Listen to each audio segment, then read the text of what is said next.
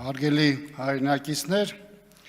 թեև հասարակության որոշ խմբեր ակնկալիք ունեին, որ Հայաստանում լայն թափ առնող ընտրական գործընթացները պետք է դառնային ծրագրային, գաղափարական բանավեճերի հարթակ, սակայն իշխանությունը հավատարիմ մնալով իր արատավոր քաղաքական գծին, այն վերածում է վիրավորանքի, զրպարտության, կեղծիքի, անարդարության և անհավասար պայմաններում առավելություն ապահովելու անազնիվ մրցած պարեզի։ ՀՀԿ-ն իր համագումարյան բանաձևով արձանագրեց, որ մեր քաղաքական առաջնահերթությունը ինքնանպատակ իշխանություն ունենալը չէ, այլ Հայաստանի ինքնիշխանության,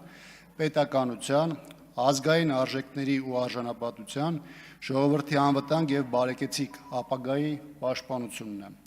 Ստեղծված իրավիճակում ընդդիմադիր ուժերը հաջողության հասնելու ճանապարհին իրենց գործողությունների հիմքում պետք է դնեն նախորդ տարիների խորհրդարանական փողոցային պայքարի փորձն ու արդյունքները և անհրաժեշտ եզրահանգումներ անեն։ Սեփական սխալների ընդունումը քաղաքական թուլության նշան չէ, այլ դրանցից հետևություններ անելու, ապագան կառուցելու և հանրային վստահությունը ամրապնդելու նախապայման։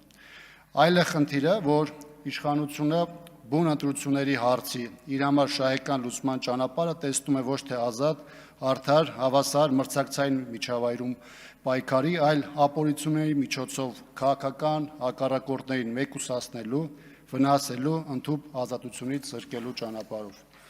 Ընտրությունների լեգիտիմությունը որոշվում է ոչ միայն բուն քվեարկության օրով, այլ մինչև այդ ձևավորված միջավայրով։ Գործող ռեժիմի քաղաքական հետապնդումները, բռնաճնշումները, այլակառուցության նկատմամբ անհանդուրժողականությունը, վարչական ռեսուրսի չարաշահումը, տեղեկատվական անհավասար պայմանների ստեղծումը, արտաքին ապօրինի միջամտությունները հիմք են տալիս պնդելու, որ խաթարվում է ժողովրդի ազատ կամ արտահայտության իրավունքը, ոչ լեգիտիմ դարձնելով պրոցեսի էությունը։ Ուզում եմ ևս մեկ անգամ ընդգծել, որ հանրապետական իր ներուժի, փորձառության և հետևողականության միջոցով շարունակելու է անզիջում պայքարը, իր սատարումը բերելով իրական ընդդիմադիր ուժերին,